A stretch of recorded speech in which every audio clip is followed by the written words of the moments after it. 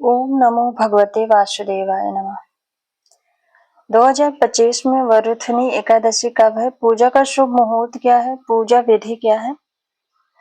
तो चलिए वीडियो को शुरू करते हैं। बैसाख माह में वरुथनी एकादशी का व्रत पूरे मनोभाव के साथ रखा जाता है और इसमें भगवान विष्णु की पूजा की जाती है। हिंदू धर्म में एकादशी का अत्यधिक महत्व है। माना जाता है कि एकादशी पर पूरे मनोभाव से भगवान विष्णु की पूजा संपन्न करने पर पापों से मुक्ति मिलती है और जीवन में खुशहाली आती है। वैशाख माह में कृष्ण पक्ष में पड़ने वाली एकादशी को वरुथनी एकादशी कहा जाता है। वरुथनी एकादशी का व्रत रखने पर कष्टों से मुक्ति मिलती है, पाप कट जाते हैं और मान्यता के अनुसार भगवान विष्णु की कृपा से जीवन में सुख समृद्धि बनी रहती है।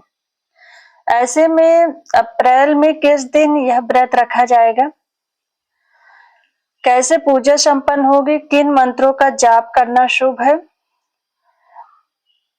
और व्रत का पारण कब किया जाएगा।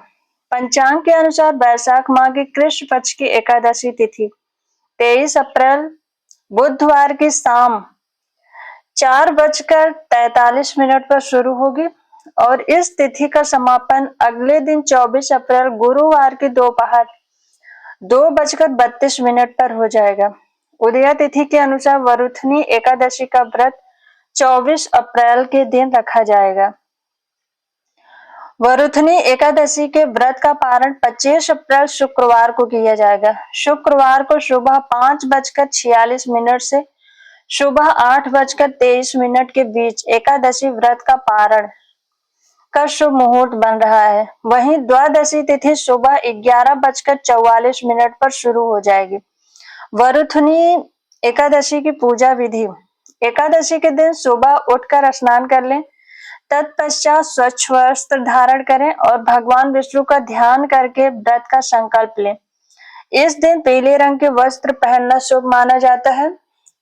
लकड़ी के आसन पर पीला वस्त्र बिछाकर भगवान विष्णु की प्रतिमा स्थापित करें। भगवान विष्णु के को रोली, अक्षत, फूल, कुमकुम, तुलसी के पत्ते, धूप, दीप और मिठाई आदि अर्पित करें। पूजा में भगवान विष्णु के मंत्रों का उच्चारण करें, आरती गाएं और भोग लगाकर पूजा का समापन करें। वरुथनी एकादशी पर भगवान विष्णु को पीली और मीठी चीजों का भोग लगाया जाता है। इस दिन पंजीरी, पंचामृत, फल और मिठाइयों को भोग के रूप में शामिल कर सकते हैं। इस बात का खास ध्यान रहे कि भोग बासी न हो। भोग में तुलसी के पत्ते जरूर शामिल करें और भोग को हड़बड़ी या बेमन से न तैयार करें। एकादशी के दिन जप किए जाने वाले मंत्रों में ओम नमो भगवते वासुदेवाय मंत्र, ओम विष्णुवे नमः, ओम नारायणाय नमः, ओम अम वासुदेवाय नमः, ओम आम संकर्षणाय नमः, ओम अम प्रद्युम्नाय नमः, ओम अह अनिरुद्धाय नमः, ओम ह्रीं कार्तवीर्यार्जुनो नाम राजा बाहु सहस्त्र नाम, यस स्मरणेन मात्र हितम नष्टम च लभ्यते। इन सारे मंत्रों का जप किया जाता है। वरुथनी एकादशी व्रत कथा। धर्मराज युधिष्ठिर बोले, हे भगवान, मैं आपको नमस्कार करता हूँ। आपने चैत्र मास के शुक्ल पक्ष की एकादशी अर्थात कामदा एकादशी के बारे में विस्तार पूर्वक बतलाया। अब आप कृपा करके वैशाख कृष्ण एकादशी का क्या नाम है तथा उसकी विधि एवं महात्म क्या है। भगवान श्री कृष्ण ने कहा, हे राजेश्वर, वैशाख माह के कृष्ण पक्ष की एकादशी को वरुथनी एकादशी के नाम से जाना जाता है। यह सौभाग्य देने वाली, सब पापों को नष्ट करने वाली और अंत में मोक्ष देने वाली है। इसके महात्म कथा आपसे कहता हूँ। प्राचीन काल में नर्मदा नदी के तट पर मानधाता नामक राजा राज करते थे। वह अत्यंत दानशील तथा तपस्वी थे। एक दिन जब वह जंगल में तपस्या कर रहे थे, तभी न जाने कहां से एक जंगली भालू आया और राजा का पैर चबाने लगा। राजा पूर्ववत अपनी तपस्या में लीन रहे। कुछ देर बाद पैर चबाते चबाते भालू राजा को घसीट कर जंगल में ले गया।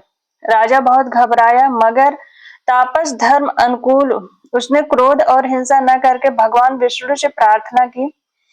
करुण भाव से भगवान विष्णु को पुकारा। उसकी पुकार सुनकर भगवान श्री हरि विष्णु प्रकट हुए और उन्होंने चक्र से भालू को मार डाला। राजा का पैर भालू पहले ही खा चुका था।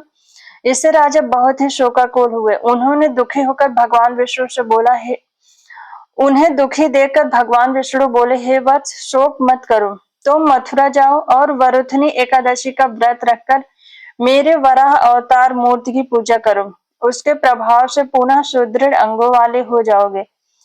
इस भालू ने तुम्हें जो काटा है, यह तुम्हारे पूर्व जन्म का अपराध है।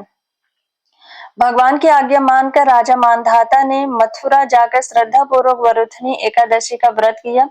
इसके प्रभाव से राजा शीघ्र ही पुनः सुंदर और संपूर्ण अंगों वाला हो गया। इसी एकादशी के प्रभाव से राजा मानधाता स्वर्ग गए थे। जो भी व्यक्ति भय से पीड़ित है, उसे वरुथनी एकादशी का व्रत रखकर भगवान विष्णु का स्मरण करना चाहिए। इस व्रत को करने से समस्त पापों का नाश हो जाता है। बोलो श्री हरि नारायण भगवान की जय।